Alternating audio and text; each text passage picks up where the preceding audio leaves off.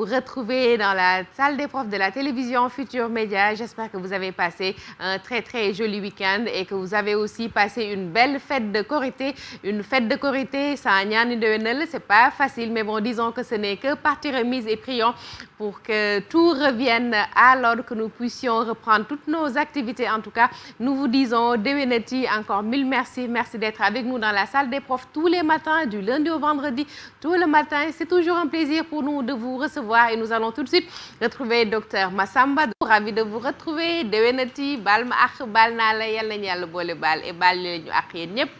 Bonjour Astou, Dewanati, comme on dit ici au Sénégal, pour dire que cette année se renouvelle avec plaisir et gaieté. Balmaak, pour dire juste qu'on doit aussi se présenter des demandes d'excuses pour les torts conscients ou inconscients que mutuellement on se fait, mais aussi l'occasion pour dire à tous les téléspectateurs du monde qui nous suivent, pardonnez-nous nos insuffisances, parce que nous sommes des humains. baal naa ñëpp ak na ma ñëpp baal ak di baalu ak képp koo xam ne mës nga dégg ci émission bi loo xam ne juunoo na et nous demandons surtout aux parents de nous comprendre et nous souhaitons le meilleur à leurs enfants, nous leur souhaitons aussi le meilleur. Pour aujourd'hui, je pense que le message, c'est un message d'espoir pour que le coronavirus quitte ce pays, quitte ce monde et que nous retournions à nos activités de la façon la plus consciente. Je voudrais saluer tous les collègues qui sont là, les 3 collègues qui vont faire cours, qui font don de ce que nous avons de plus précieux, leur savoir, leur dire oui, merci d'avoir été ici et merci de continuer à être avec nous parce que la salle des profs, c'est la salle aussi du don de soi. Merci beaucoup, inspecteur Massamba, docteur Massamba. J'ai dit inspecteur parce que inspecteur n'est pas là sur Maniac. Il n'est pas revenu de Mbour. Merci beaucoup, docteur Massamba. Nous revenons dans la salle en attendant de vous retrouver avant la fin de cette émission Salle des profs. Aujourd'hui, nous sommes sur ce plateau avec Monsieur Ba Sanoussi qui était là vendredi, qui nous revient aujourd'hui avec un énorme plaisir et ce sera encore pour un cours autour de la philosophie. Bonjour. Absolument, absolument. Effectivement, je suis très content de revenir. Nous avons passé une bonne Korité et puis et qu'on continue ce beau travail qu'on est en train de faire. Merci beaucoup, merci beaucoup. Nous sommes aussi avec Monsieur Ndour qui était là aussi la dernière fois et avec lui nous avions vu un cours autour des adjectifs qualificatifs. Il est encore là, Monsieur Ndour. Merci beaucoup, merci d'avoir répondu à l'invitation de la télévision Futur Média. J'espère que vous avez passé une très bonne fête de Korité. Oui, une très bonne fête de Korité parce que mais j'aurais voulu que ça soit meilleur parce que sans le corona, bien sûr, on aurait l'occasion de faire beaucoup de choses. Hein. Énormément de choses. Mais quand même, madame, comme d'habitude, elle fait bien les choses. Et je lui lance un coucou d'ailleurs, Madame Sek, Madame Dour plutôt, Gode Sek. Et je remercie également, me donnerai l'occasion de remercier les élèves. Avec qui je voulais vraiment partager beaucoup plus de temps. Oui. Mais le corona nous a un peu séparés, quoi. Oui. Voilà, mais puisqu'on va retourner, bon, tant mieux, on va se retrouver, Inch'Allah. Inch'Allah, voilà, prions pour. Merci beaucoup. Voilà, prions pour. Merci beaucoup, Monsieur Ndour. Et en attendant, nous allons plonger, aller carrément au fond des choses. Et la première présentation, comme tous les matins, c'est pour les élèves qui sont à l'école primaire et principalement ceux qui sont en classe de CM2 pour ce matin. À vous le tableau, moi je vais en profiter pour rejoindre ma place dans la salle des profs de la télévision Futur Média. Pour respecter la distanciation sociale. Allez-y. De mon côté, je reprends un peu de gel, oui, encore, comme le corona n'est pas encore tout à fait Il n'est pas bien loin. Voilà. Bien, et je retrouve mon tableau. Chers élèves, on revient à nos moutons, disons, n'est-ce pas? Voilà, donc on va revenir à notre tableau. Je retourne là-bas sur l'exercice. Et là, je vais reprendre l'exercice, comme ça vous verrez, où je lis tout simplement. Voilà, on a le professeur Moussa Seydi est devenu célèbre, calme, virgule, bien sûr. Il abat un boulot phénoménal contre le virus. Disons que tout le personnel médical, virgule, très brave, mérite nos félicitations. Alors, le premier à analyser, c'est célèbre. Célèbre. Alors, je reprends le mot célèbre. Célèbre. Voilà. Attention. Voilà. Célèbre. Voilà. Alors, on va donner de célèbre la nature et la fonction. La nature me semble évident, hein? Là, c'est vraiment clair. Alors, la nature, c'est, bien sûr, Aram, adjectif qualificatif, d'accord? On va mettre adjectif qualificatif. Qualificatif. Voilà. Ça, c'est sa nature. On va y aller maintenant pour la fonction. On va voir d'abord, il qualifie quoi? Il qualifie, oui, Abdoulaye, c'est bien, le professeur Moussa Seydi. Et entre les deux, on voit bien qu'il y a un verbe d'état. Donc, c'est attribut. Donc, on va dire attribut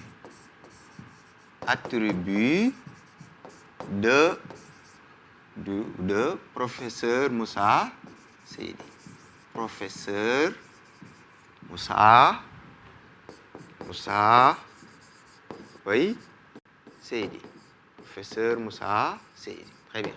Donc, on vient de terminer l'analyse de célèbre en donnant la nature et la fonction. Voilà, très bien. Alors, on va passer au deuxième. Oui, c'est calme.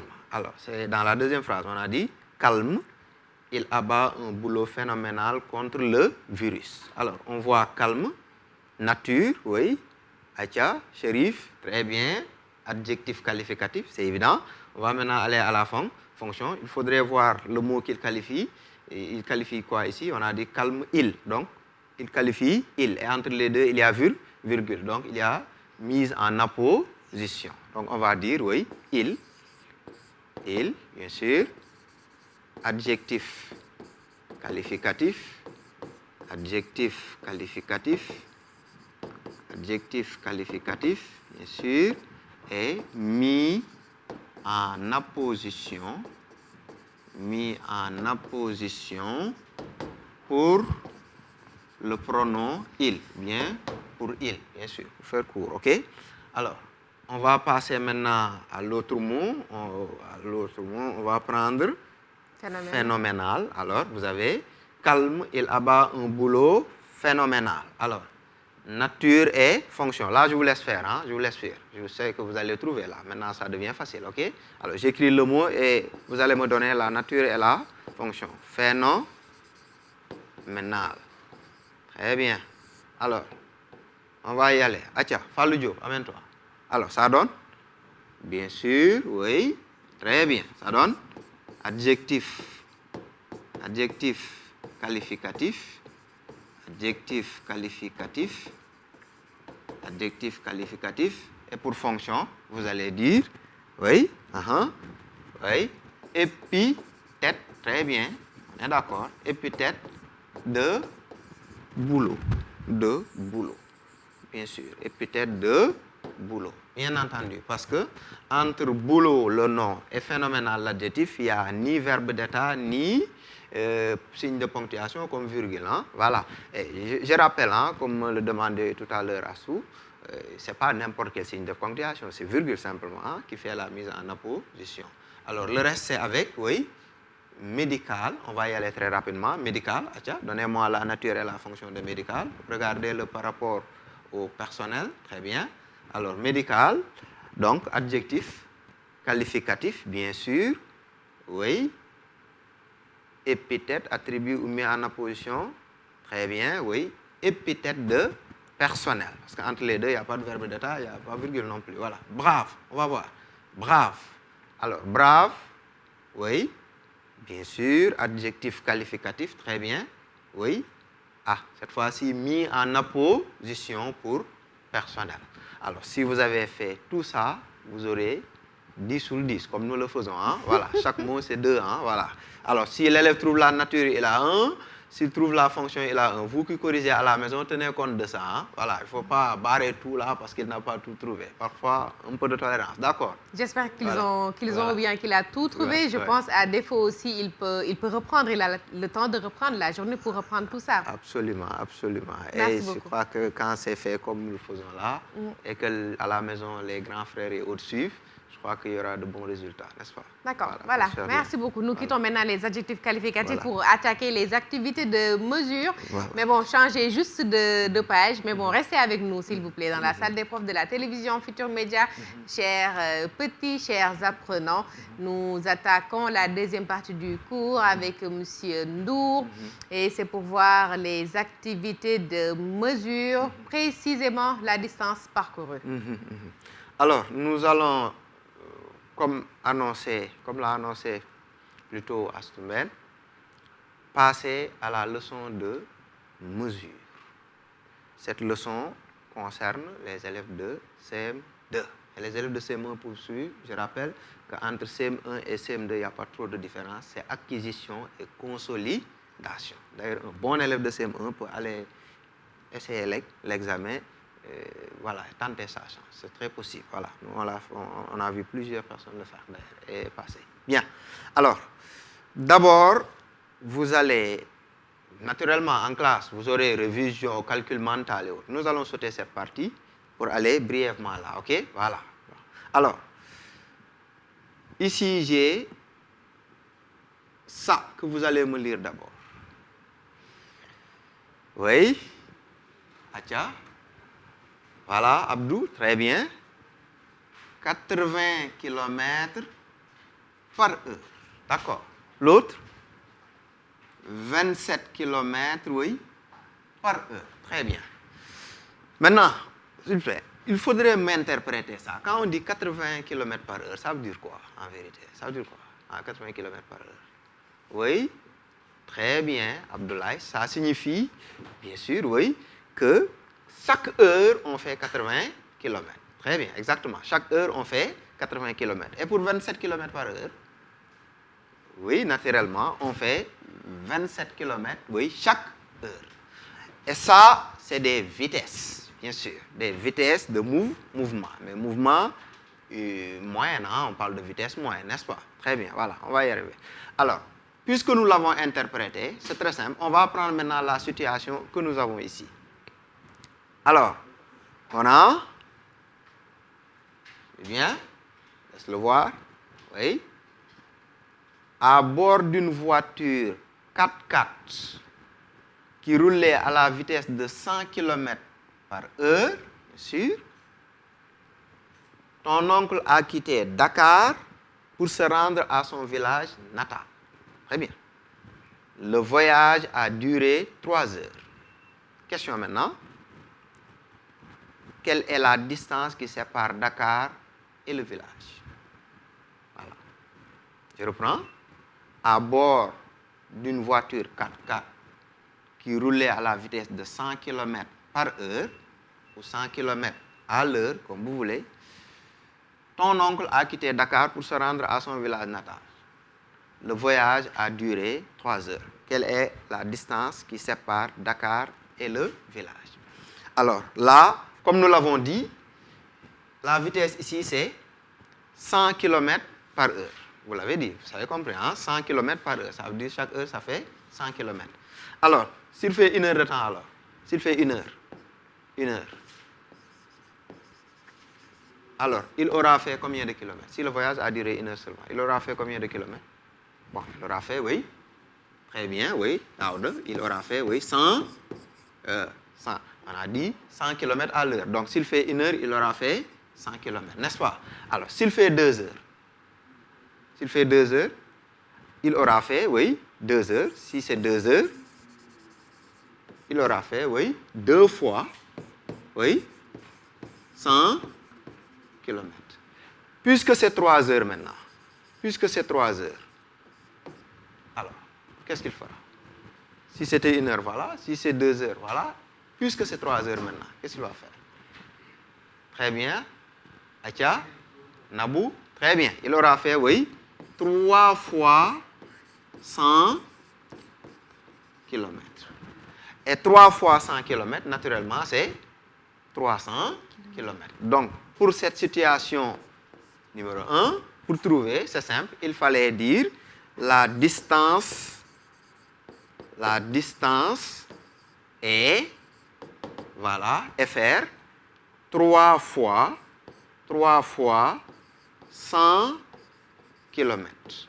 Et 3 fois 100 kilomètres vous donne, oui, 300 kilomètres. Aussi simple que ça. Alors, vous le faites, vous aurez trouvé la distance qu'a parcouru, bien sûr, ou bien la distance qui sépare Dakar et son village natal, n'est-ce pas? Très bien. Donc, si l'élève fait 3 fois 100 km ou bien 100 km fois 3, c'est la même chose. Ça revient au même. On a D'accord. dit que la multiplication est commutative. Donc, que l'un des nombres soit positionné de l'autre côté, ça ne change pas le résultat. Voilà. D'accord. Donc, Merci. il est bon de faire 3 fois 100 km ou bien 100 km, oui, fois 3. Ça revient au même résultat. Ça donne, oui, 300, oui, km. Très bien. Donc, le nombre d'heures multiplié par le nombre de kilomètres à l'heure. Absolument. D'accord, Et merci. je voulais, après même cette deuxième situation, ils vont voir eux-mêmes la déduction qu'ils vont en faire. Très bien. C'est à eux de trouver la règle. Là. Voilà. Nous ne donnons pas, nous poussons à Toutes trouver mes la excuses, règle. je suis sur la chaise de l'élève, c'est pourquoi j'ai tendance à réagir systématiquement. Toutes mes excuses, professeur. Alors, on va passer maintenant à la situation numéro le 2, bien sûr. Alors là, on a dit, je vous le lis, chargé de 30 tonnes de riz, oui, ça doit être le riz qu'on distribue déjà. Hein? Un camion a fait 5 heures de route avec une vitesse moyenne de 70 km par heure. Je reprends. Chargé de 30 tonnes de riz, un camion a fait 5 heures de route avec une vitesse moyenne de 70 km par heure. Qu'est-ce qu'on demande? Oui. Calcule la distance parcourue, encore, n'est-ce pas? Bien, alors si on regarde les données ici, là, on va comment dirais-je, relever les données d'abord, ok? Alors, je vois ici les données, oui, Acha, on les reprend, oui, Moustapha, oui, il y a 30 tonnes, bien sûr, on va prendre les données, 30 tonnes, bien sûr, oui, Abdoulaye, il y a, oui, on a 70 km à l'heure, bien sûr. 70 km à l'heure, bien sûr. Données, bien sûr. Et qu'est-ce qu'on a encore comme données? Oui. Aram, 5 heures. Oui, on a aussi 5 heures. Très bien. On a aussi 5 heures. Très bien. Ça, c'est les données. Maintenant, nous avons appris ce qu'on appelle données utiles et données inutiles. Ça, on le sait, n'est-ce pas? Maintenant, pour calculer la distance, nous allons voir quelles sont les données que nous avons utilisées et les données que nous n'allons pas utiliser. Hein? Voilà. Il y a certainement des données qui ne vont pas entrer dans le calcul de la distance ici. Vraiment, rien à faire, ok? Alors, est-ce que vous y trouvez une donnée ici qu'on doit éliminer ou les autres? D'accord? Oui? Très bien, cher, très bien. On va enlever 30 tonnes tout de suite. On va l'enlever. Je vais l'enlever. Je vais vous aider à enlever ça. Voilà, on enlève 30 tonnes. Voilà, donc, voilà ce qu'il nous faut. On a 70 km à l'heure, on a 5 heures. On va reprendre comme tout à l'heure. 70 km à l'heure, si vous l'interprétez, ça donne quoi? Oui. Très bien, Mohamed. Ça donne 70. Je reprends. Ça veut dire 70 km pour 1 heure. Ou bien encore, pour faire comme on va faire 1 heure donne 70 km. Alors, s'il parcourt 1 heure, il fait 70 km. Maintenant, regardons. S'il avait fait 2 heures, il aurait fait combien? On va voir. Ça va? Oui. Adja, il aurait fait 2 fois 70 km. Il l'aura fait 2 fois. Alors, ici, 1 fois 70. S'il le fait 2 fois, donc on va multiplier par 2. Très bien. Maintenant, voyons combien de fois il l'a fait, effectivement. Lui, il a fait combien d'heures, lui? Est-ce qu'il a fait 2 heures? Non, Badara, non. Il a fait, oui, 5 heures. Puisqu'il a fait 5 heures, on devra certainement faire, oui, 5 fois 70, kilomètres. Très simple. Voilà. Alors, vous avez appris le calcul de proportionnalité. Vous savez comment ça se passe. Vous avez appris la règle de 3 également. Vous savez comment ça se passe, ok? Voilà. Mais voilà, un schéma très simple. Bien. Alors, donc, si on devait calculer la distance, la question, il faut toujours répondre à la question. On a dit, calcule la distance parcourue. On va mettre donc, oui, la distance parcourue, j'efface tout ça, oui, la distance parcourue, voilà, vous permettez d'enlever ça, ok, on va enlever ça, voilà, la distance parcourue est, très bien, oui, on va mettre, oui, tiens, on va reprendre si vous voulez, oui, il faudrait voir, ok, oui, on a combien de kilomètres, oui, 70 kilomètres, donc multiplié par, oui, 5, très bien. Alors, 70 multiplié par 5, pour faire l'opération facilement, hein? 7 fois 5, ça donne 35. J'écris 35, voilà, et j'abaisse le 0 ici, ça me donne 358 kilomètres.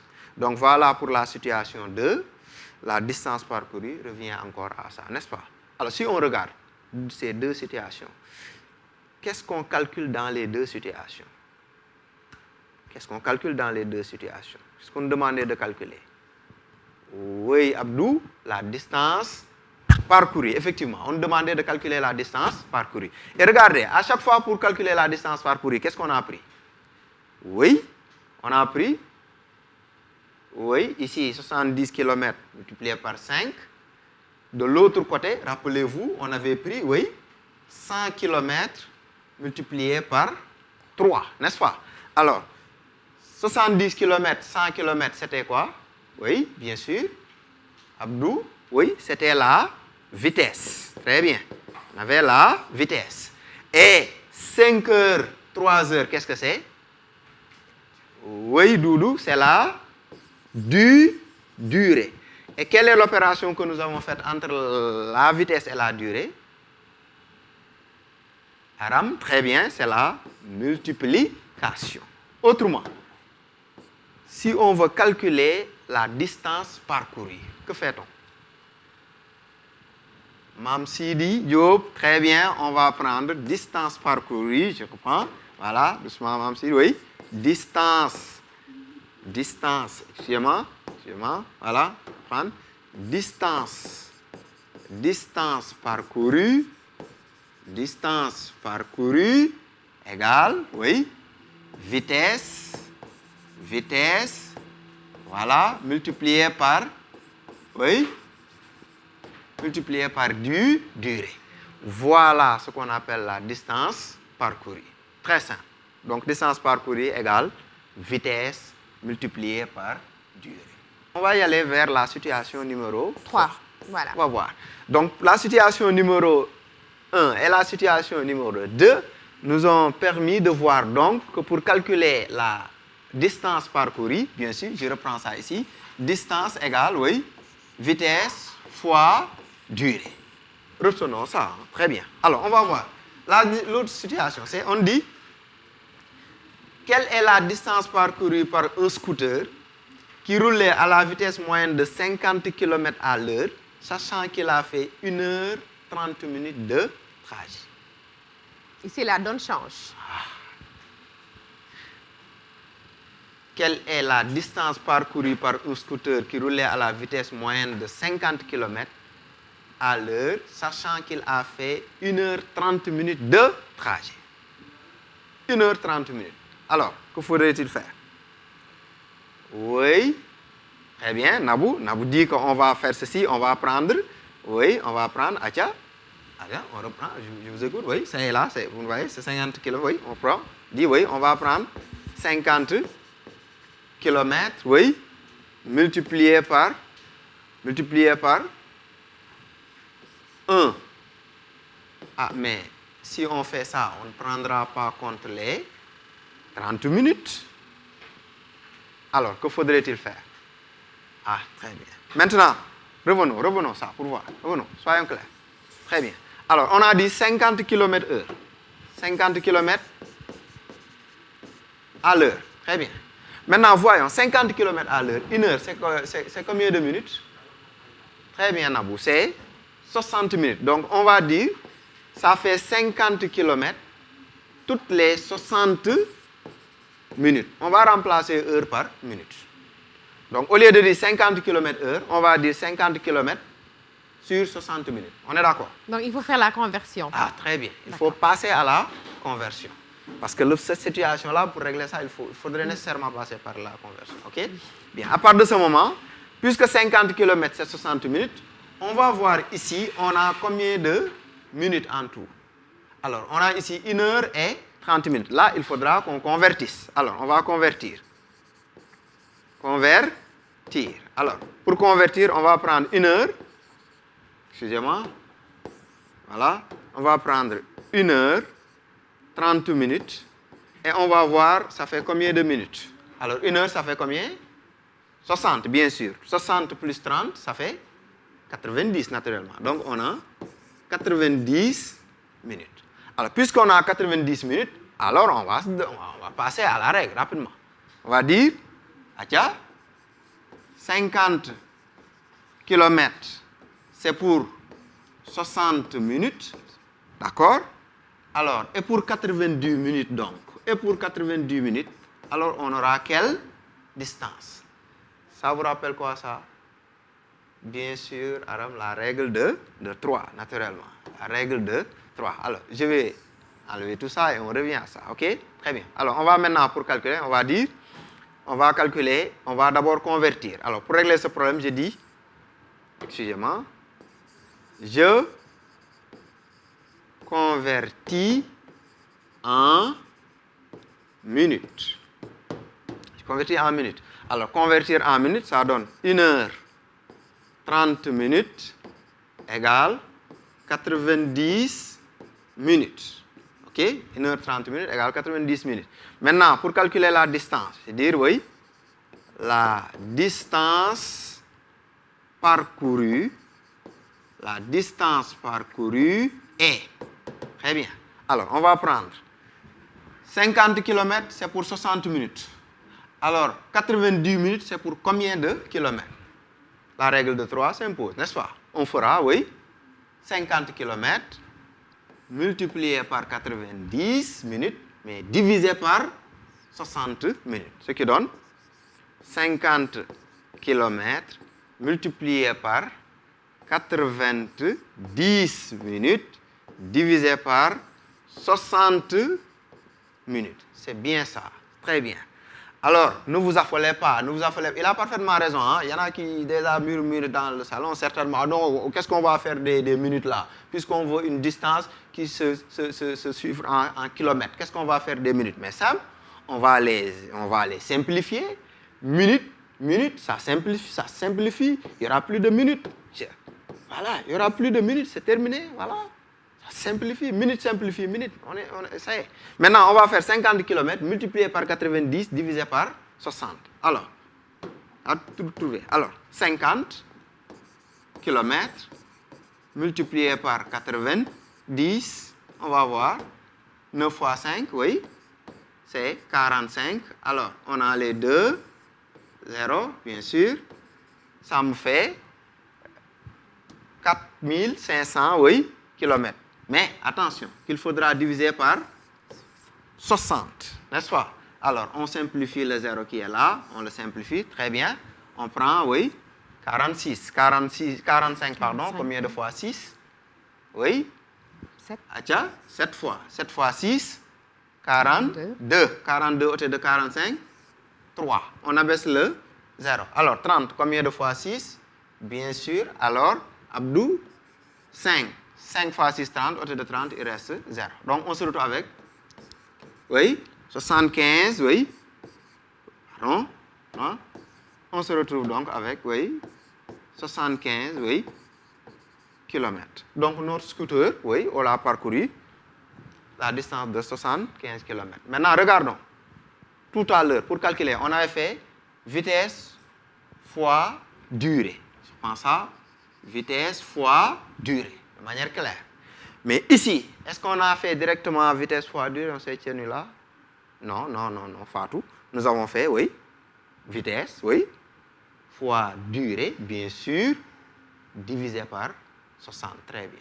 Donc, pour calculer ici la distance, il faudra faire, je fasse ici, vitesse fois durée, oui, mais divisé par, oui, 60. Donc, on est dans 2 cas de figure. Dans le premier cas, la durée est donnée seulement en heures. Dans le deuxième cas, la durée est donnée en heures et en minutes. Si c'est donné aussi en minutes, voilà ce que nous allons faire. Voilà. Donc, si la durée est donnée seulement en heures, le calcul se fait directement, bien sûr, avec vitesse multipliée par durée. Mais si on a la durée donnée en heures et en minutes, ou bien seulement en minutes, il va falloir convertir.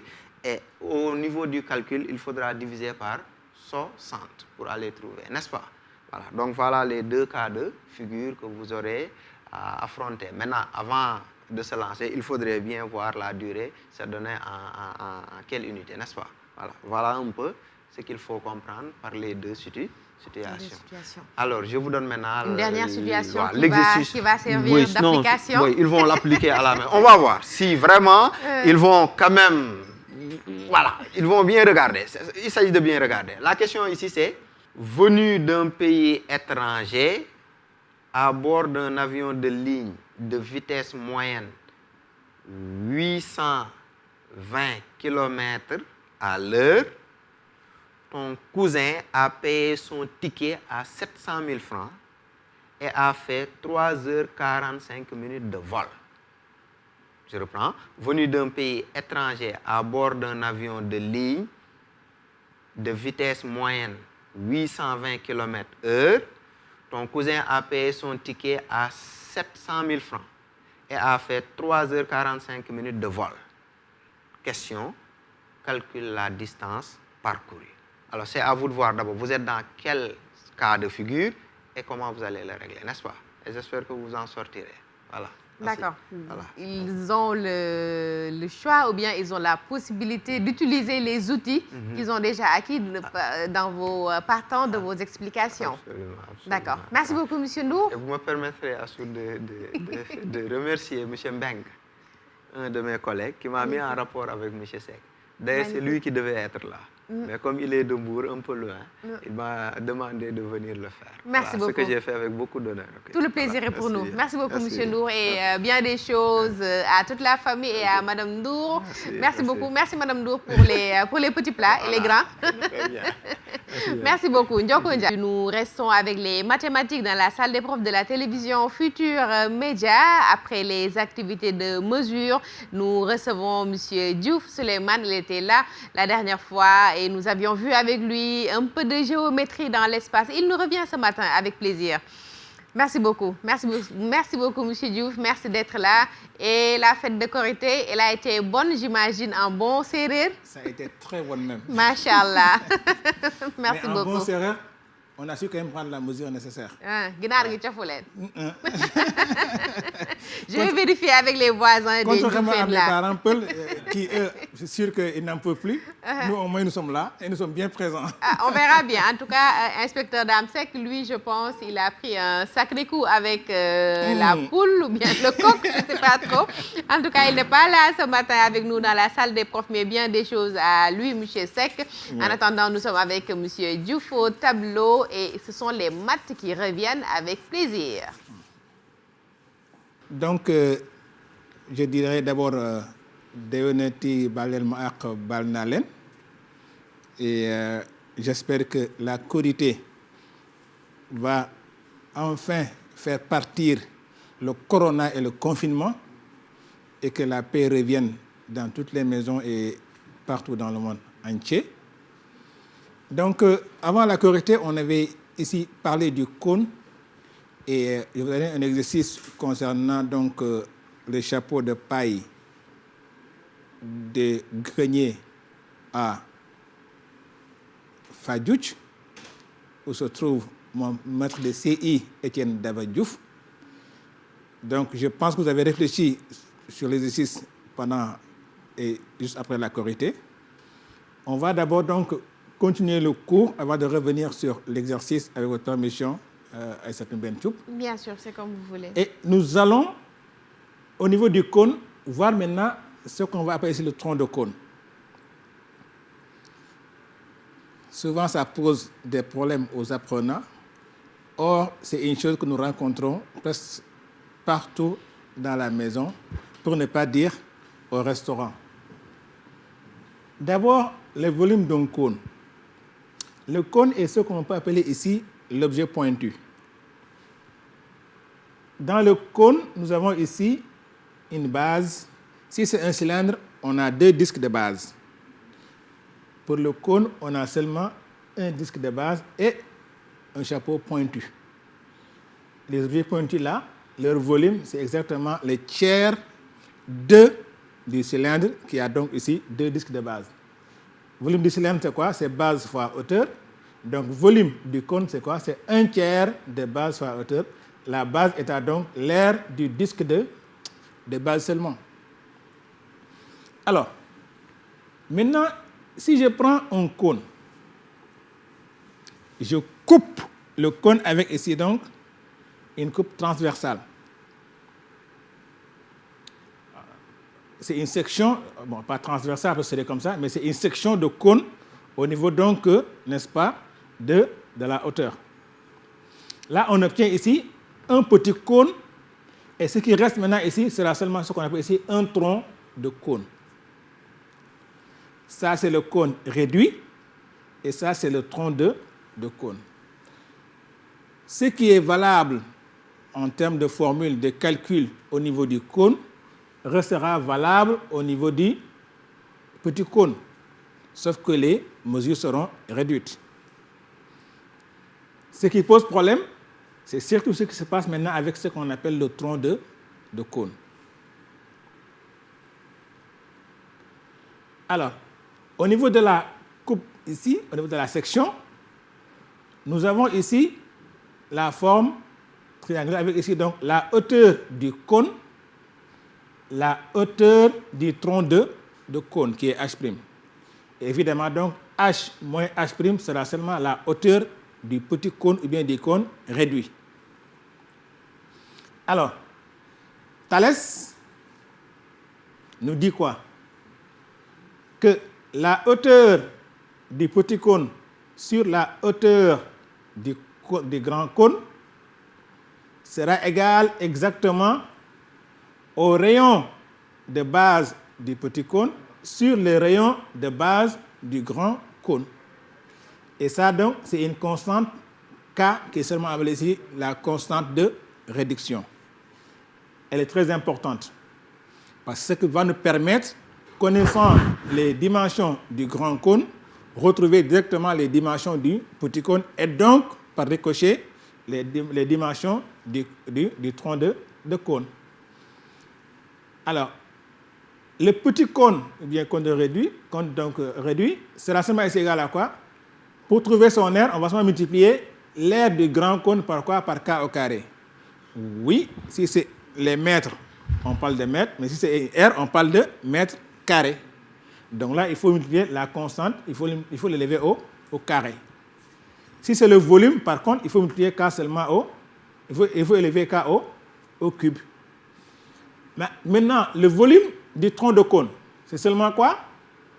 C'est le volume du cône de départ auquel on a enlevé le volume du cône réduit.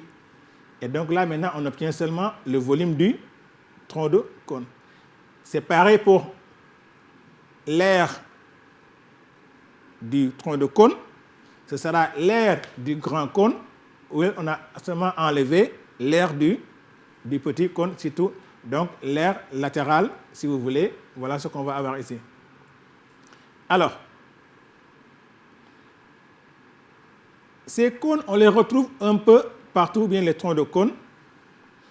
Ça, c'est une tasse bien connue par les Peuls, souvent utilisée pour boire du lait, ou bien une tasse de café, comme aime bien utiliser M. Sanoussi Ba pour prendre son café. Et vous voyez bien que c'est la forme d'un tronc de cône. Vous allez à la maison, souvent les lampes de chevet, c'est aussi une forme de tronc de cône, vous le reconnaissez ici.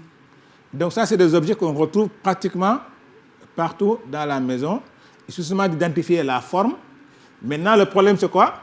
Comment calculer une surface latérale, l'aire de la surface latérale, ou bien comment calculer le volume de ce tronc de cône, et souvent ce qui est posé dans les exercices.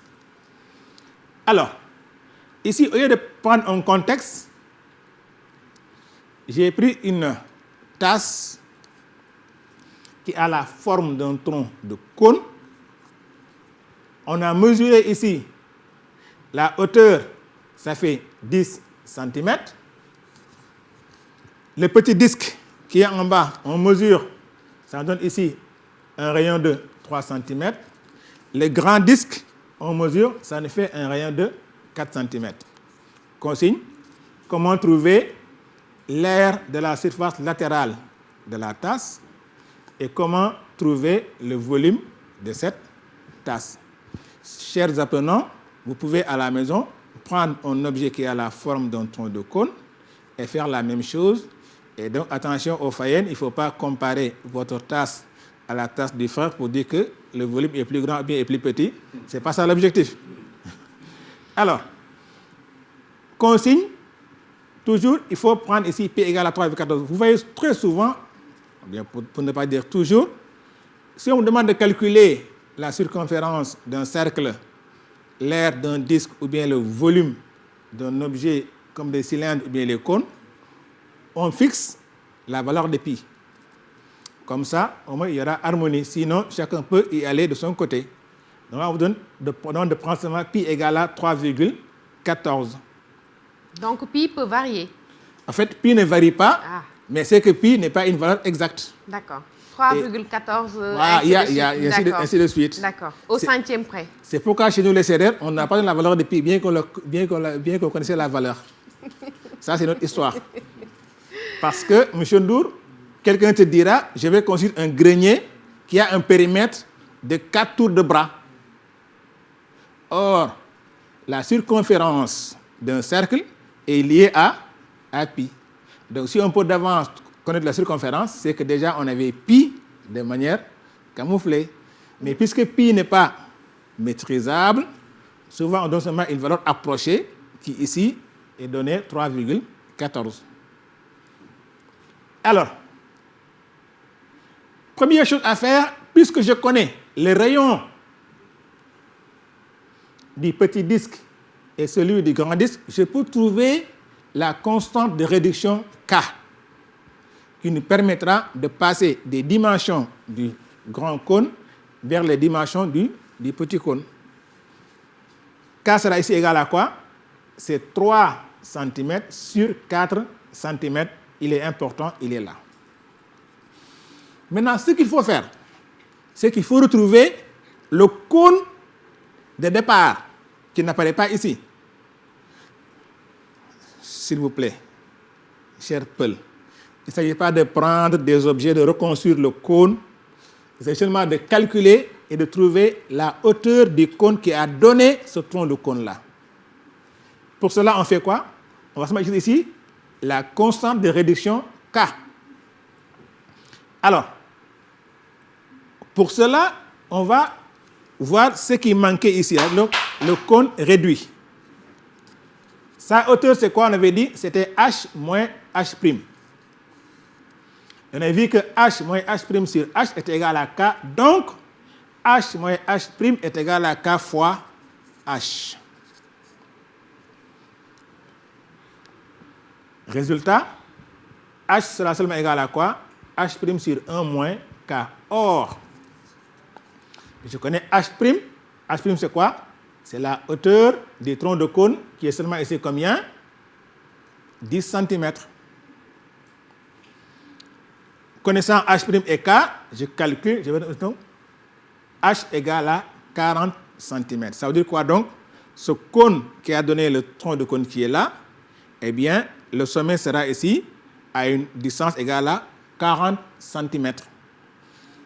Maintenant que j'ai retrouvé le grand cône, je vais faire ici quoi? Je vais calculer d'abord l'aire latérale du grand cône. Ça fera ici donc quoi? Puisque je connais H, la formule, S c'est pi R, racine carrée de H carré plus R carré. Donc ça fait donc ici environ, parce que là aussi, puisque pi, on avait une valeur approchée, Là aussi, c'est une racine carrée, ça ne tombe pas sur une valeur exacte, c'est environ 504,91 cm si on arrondit. Alors, maintenant, on va calculer ici quoi? L'aire de la surface latérale du tronc de cône qui est égal à quoi? C'est S moins S'. Or, S' c'est égal à quoi? C'est K au carré multiplié par S. K, c'est combien? 3 quarts. Au carré, ça fait quoi? Ça fait seulement ici 9/16e. Donc, ça fait S moins 9/16e de S. Ça fait seulement ici 7/16e de S. Et donc, puisque je connais S, je calcule donc ici, ma tasse a une surface latérale qui est seulement égale à quoi? 220,90 cm². Pour le volume, le raisonnement est le même. Donc, ce sera à faire à la maison. Vous allez trouver d'abord le volume du grand cône. À partir du volume du grand cône, vous faites donc c'est V moins K au cube fois V. Et là, donc, vous aurez le volume seulement du tronc de cône. C'est une indication. Maintenant, c'est à vous de faire à la maison. Et chez les apprenants, si vous avez un objet de ce genre à la maison, que ce soit une lampe de chevet sous la forme que nous avons ici, que ce soit une tasse ou autre chose, vous pouvez prendre les mesures, essayer de faire les calculs et voir que donc vous pouvez trouver et le volume, mais aussi l'aire latérale. Maintenant, on revient sur notre exercice de Joal Fadiouk. J'aime bien.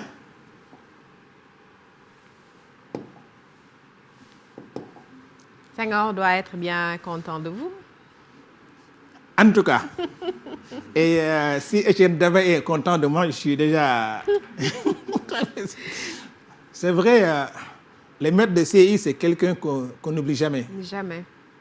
Ce lundi de rentrée, quand il m'a pris par la main pour me mener dans la classe, c'est comme si c'était hier. Le premier jour à l'école? Et je ne vous dirai pas c'est quelle date. J'irai chercher dans les archives.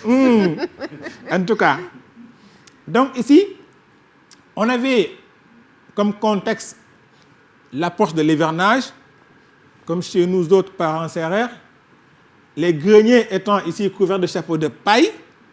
Eh bien, pour éviter que l'eau entre dans le grenier, on a souvent besoin de mettre une toile avant de mettre la paille, comme ça au moins ça va retenir les eaux de pluie. Et que donc ici, ton papa maintenant voulant mettre la toile, sachant que le chapeau a une forme de cône, eh bien il a besoin de connaître la surface latérale du cône pour éventuellement savoir donc combien de mètres de toile il doit acheter au minimum.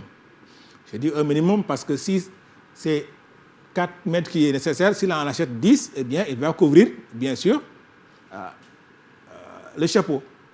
Donc, ce qu'on cherche ici comme consigne, c'est de trouver la longueur minimale de la toile à acheter.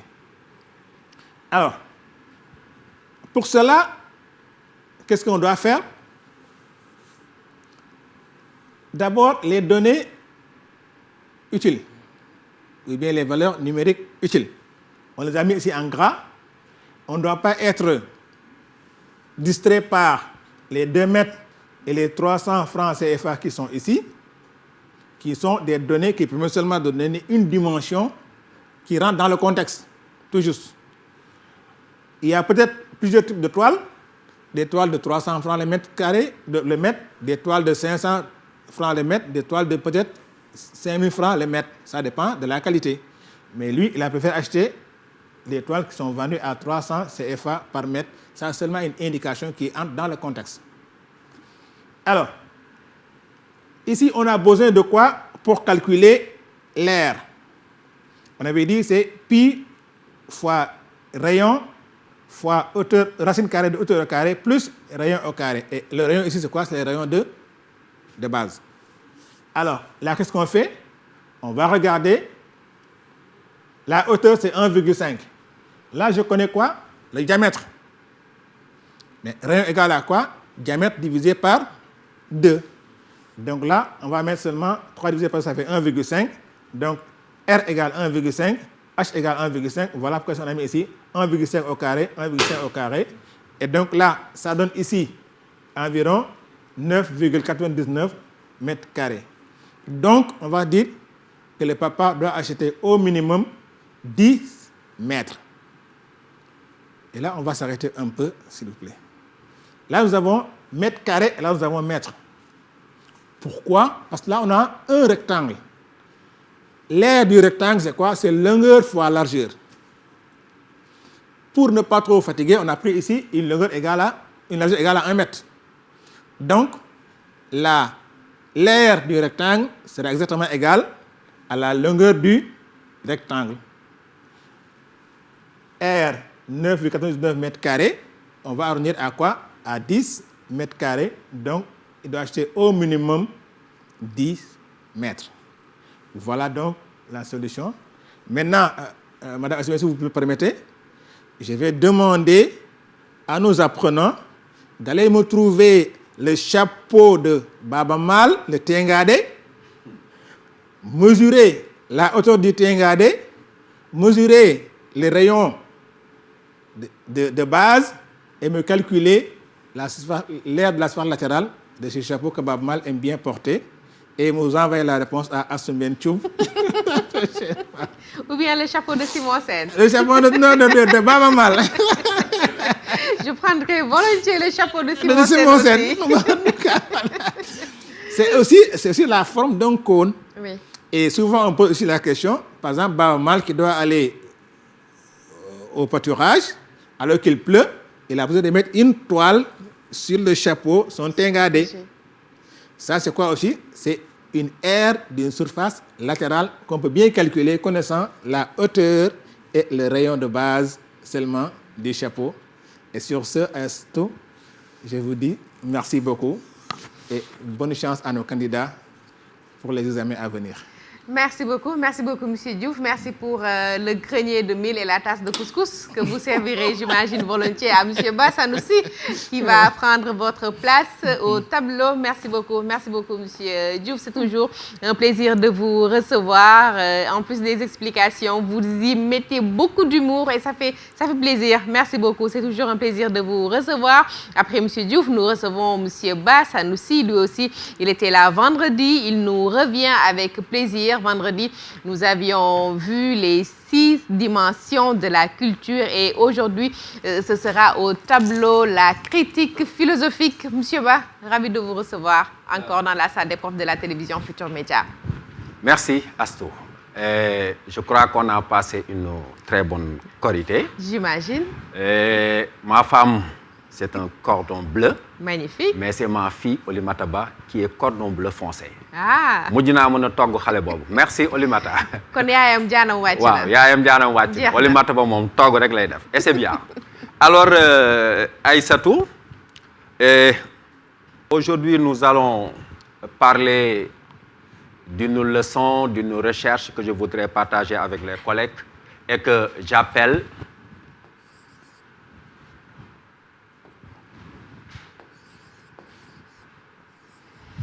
la critique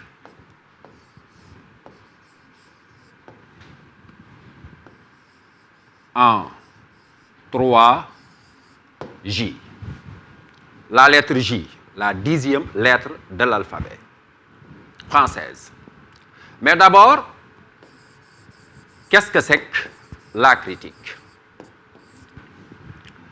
Il y a quelques années, quelques siècles, on ne parlait pas encore de scientifiques et de philosophes comme aujourd'hui. Les philosophes étaient des scientifiques, les scientifiques étaient des philosophes et tout le monde était philosophe.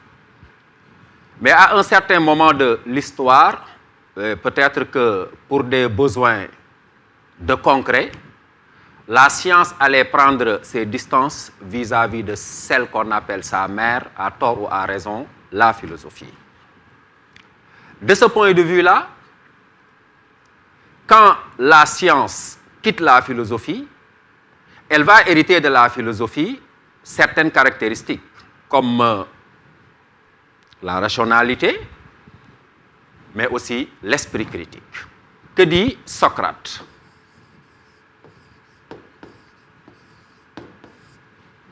Dans un livre qui s'appelle Le Sophiste, si je ne me trompe, Socrate déclare ceci. La critique est la partie la plus importante et la plus souveraine. J'insiste sur ce mot.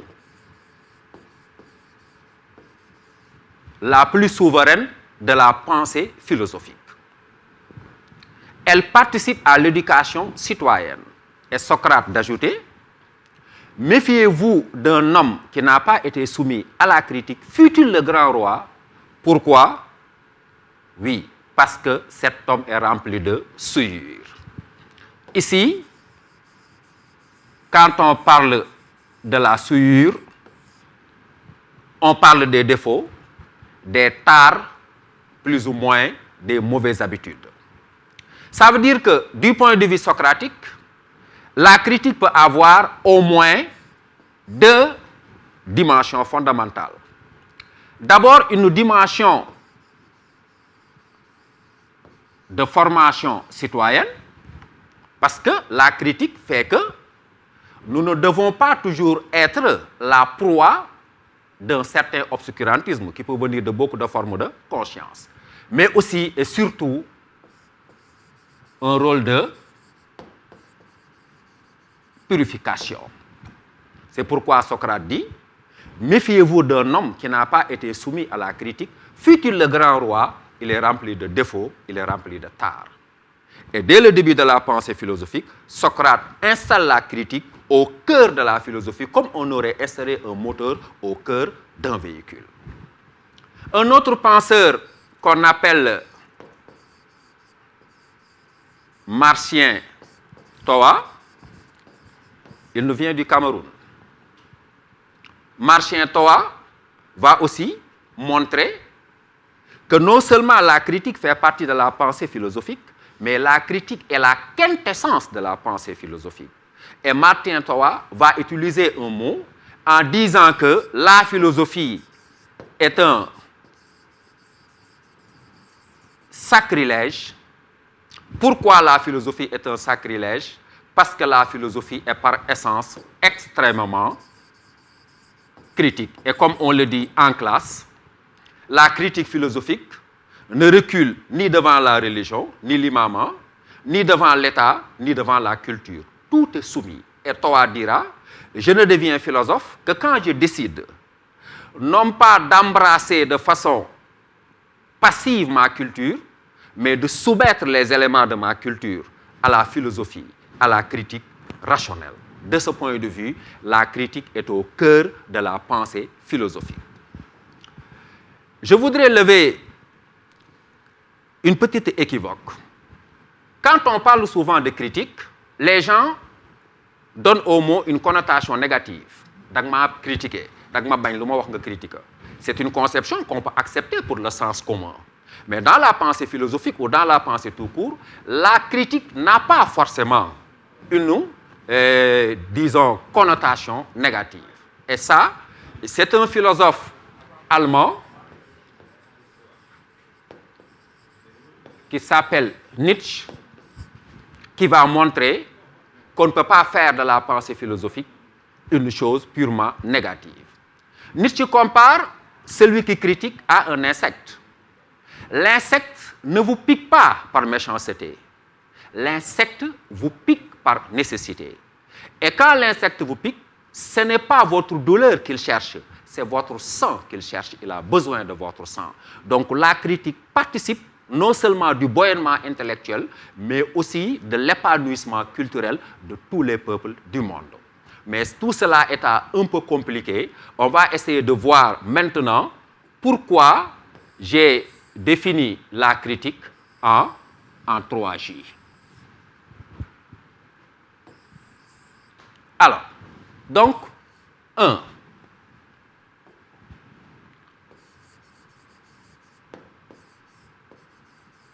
Critiquer, qui peut me dire quel est le premier jus que nous avons déjà vu? Très bien. Critiquer, c'est jauger. Jauger peut avoir comme synonyme tester. Encore, si vous voulez, analyser. Peser, mesurer, doser. Premièrement. Donc, c'est jauger. Deuxièmement, critiquer, c'est juger.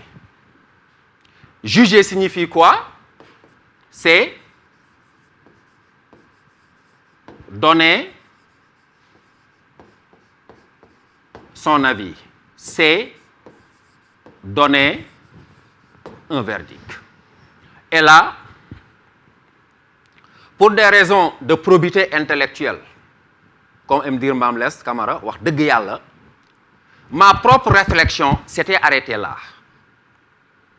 Pour dire aux collègues qu'en réalité, c'est dans l'échange. On n'avait pas besoin de lire Hegel pour comprendre que nous pouvons nous enrichir. Et à un certain moment, c'est un jeune professeur qui s'appelle Major Faye, parce qu'il faut le dire, qui un jour, m'entendant exposer les 2 J de la pensée critique, me dit, mais maître, il y a un 3e J. J'ai dit, c'est lequel? Il m'a dit, justifié. Merci, Major. Donc, troisièmement, critiquer égale justifier. Je prends un exemple. L'exemple que je veux prendre aujourd'hui, puisqu'on parle de Corona, c'est, disons,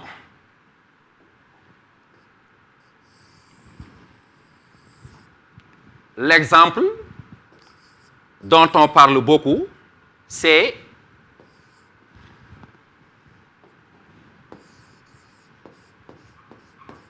le Covid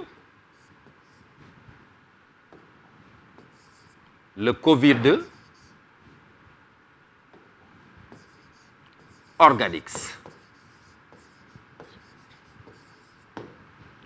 Le Covid Organics, aujourd'hui, est un médicament qui a été conçu à base de la plante que l'on appelle l'Artemisia. Mais avec un protocole scientifique que nous devons à un fils d'Afrique, qui ne s'appelle pas celui-là Raoul ou Didier, mais qui s'appelle Muyangi.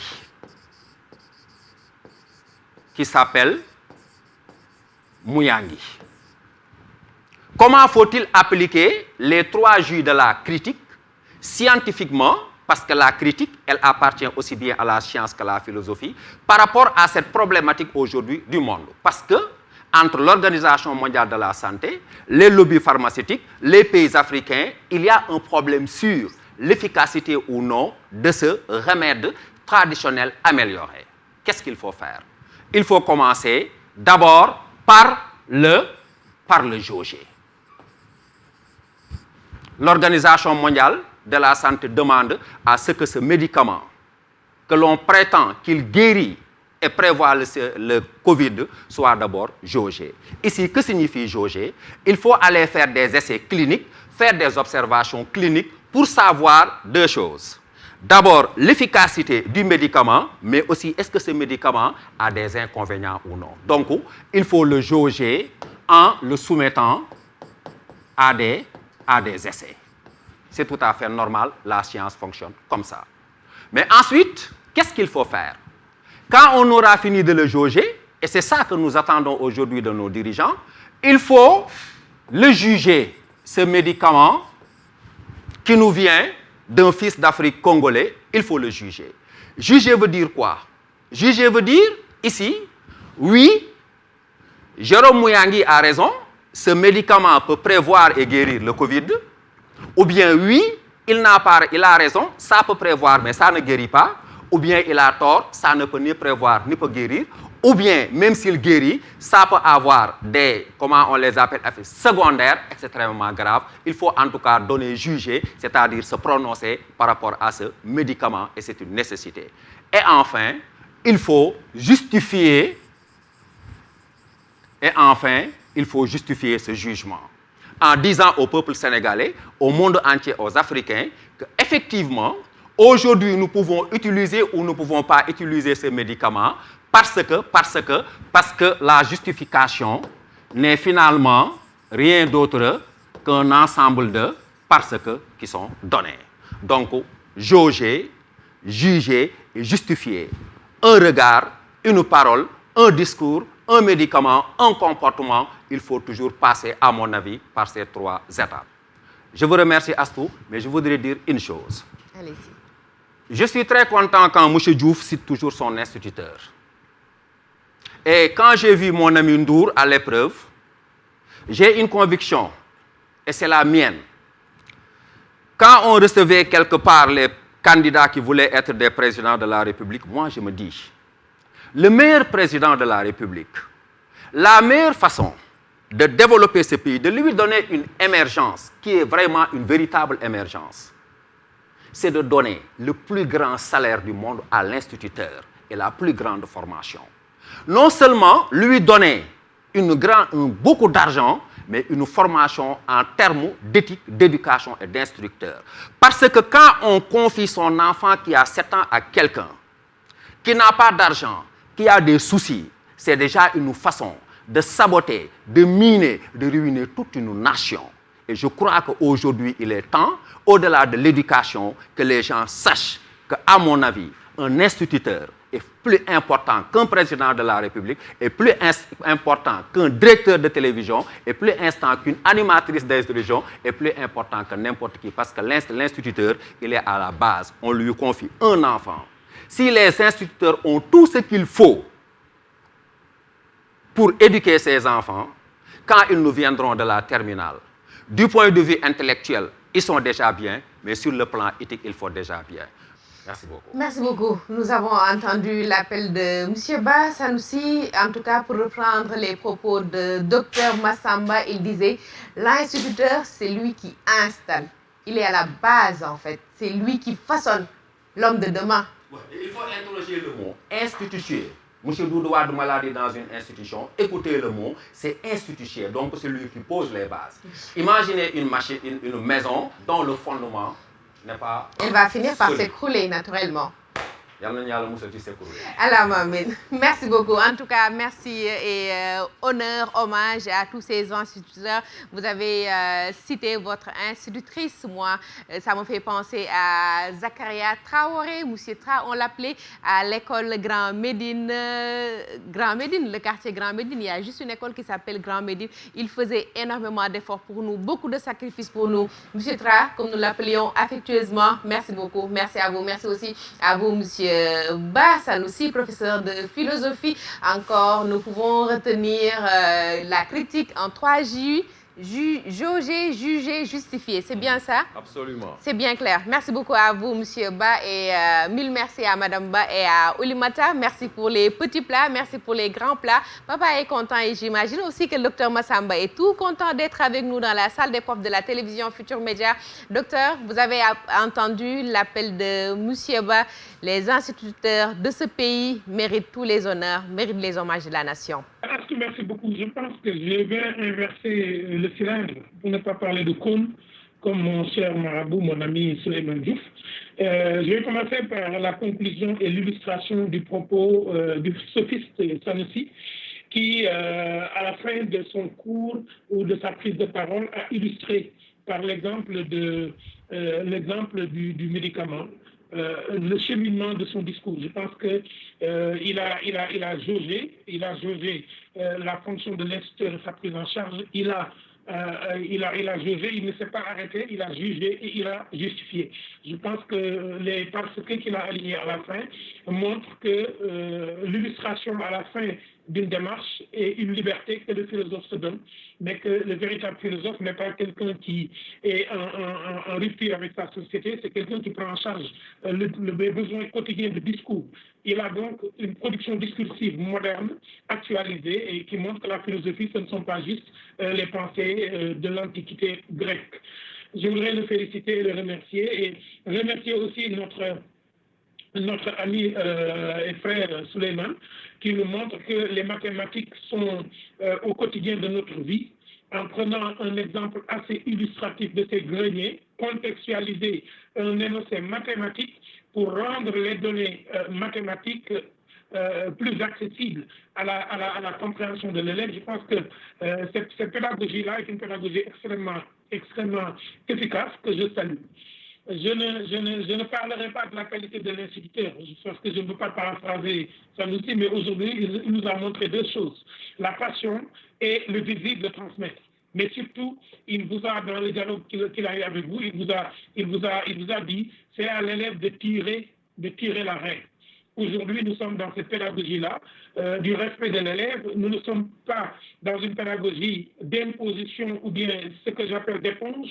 Nous ne chargeons pas l'élève de savoir, nous mettons à sa disposition les éléments d'une mise en valeur de son intelligence. Et c'est ce que je salue aujourd'hui, cette continuité-là, sur un fond purement culturel, où le cousinage à la plaisanterie a permis de faire le pont entre les matières, de faire le pont entre les niveaux, mais de voir un professeur de suivi secondaire demander et réclamer hommage pour son instituteur, rendre hommage aux deux dames qui l'entourent chez lui. C'est ainsi que nous voyons le cours ici au Sénégal et à la salle des profs.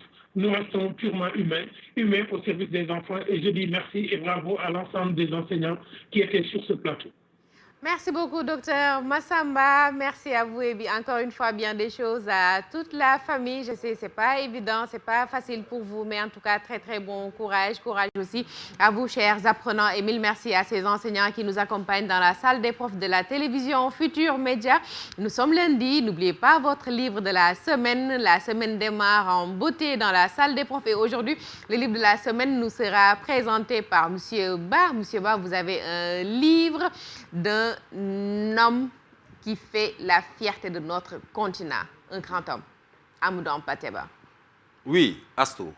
Oui, Amadou Hampâté Bâ, déjà, je demanderai surtout aux jeunes de découvrir au-delà de ce livre une véritable métaphore qu'il a faite sur le caméléon. Comment, à travers le caméléon, nous pouvons être un bon manager, nous pouvons être un bon soldat, beaucoup de qualités que nous cherchons dans notre monde moderne. Alors, de ce livre qui s'appelle « Vie et enseignement » de Thierno Bokar, j'ai découvert le livre à travers un de mes amis, Abdoulaye Sow, Kor Aïcha, Baye Cherif, professeur de philosophie que je salue. Et de ce livre, je dirais seulement deux choses. Le livre, il est important pour le lecteur parce qu'il lui fait découvrir la métaphysique. Or, nous sommes dans un monde moderne, comme dirait l'autre, un monde de matérialité. Et de plus en plus, les réalités et les vérités métaphysiques sont en train de reculer ou en train d'être mises, disons, en épiphénomène, mal considéré. Avec ce livre, il vous montre à travers Thierno Bokar que la métaphysique est aussi réelle, sinon beaucoup réelle, que n'importe quelle preuve scientifique que nous vivons dans le monde. L'autre chose, c'est qu'au-delà de cette découverte métaphysique, à travers le personnage de Thierno Bokar, son enseignement, il nous montre quelque chose d'aussi important aussi qui sont les valeurs éthiques. Et quand il dit que Thierno Bokar est un sage, ici, il faut comprendre la sagesse de deux manières. D'abord, Thierno Bokar était un sage parce qu'il passait toute sa vie à enseigner la parole de Dieu à travers le Coran, mais il passait aussi sa vie à enseigner la tradition des Maliens qui sont conformes au Coran, à ses disciples. Et Thierno Bokar a beaucoup participé pendant la colonisation à faire de telle sorte qu'il n'y ait pas de guerre entre des musulmans qui n'appartiennent pas à la même confrérie. Ce que je retiens beaucoup de ce livre, c'est la question de la fidélité, que l'on trouve beaucoup chez les garçons et rarement chez les femmes aujourd'hui. Enfin, ça dépend. Mais il nous donne l'exemple de son chien qui, pendant la période de sécheresse et de chaleur, le suit, est prêt à le sauver sauver son maître et mourir. Alors, Thierno Bocoum montre deux choses. Il dit, voilà un animal que moi, je n'ai pas créé, parce que c'est Dieu qui l'a créé. Mais il est tellement fidèle à moi qu'il risque sa propre vie pour moi-même. Et Amadou Hampâté-Bâ, à travers le personnage de Thierno Bocoum, nous plonge dans les valeurs morales, dont l'une d'elles est la fidélité. Et la fidélité, je terminerai en disant cela, c'est la seule maladie que les chiens ne peuvent pas donner aux hommes, surtout aux politiciens. Merci beaucoup, Monsieur Ba Sanoussi, pour cette belle présentation, une synthèse autour du livre de Amadou Hampâté-Bâ. Je pense, chers petits, chers apprenants, vous avez vu le livre, vous avez aussi la possibilité, je pense, d'avoir un autre livre d'Amadou Hampâté-Bâ, c'est Petit Bodjel.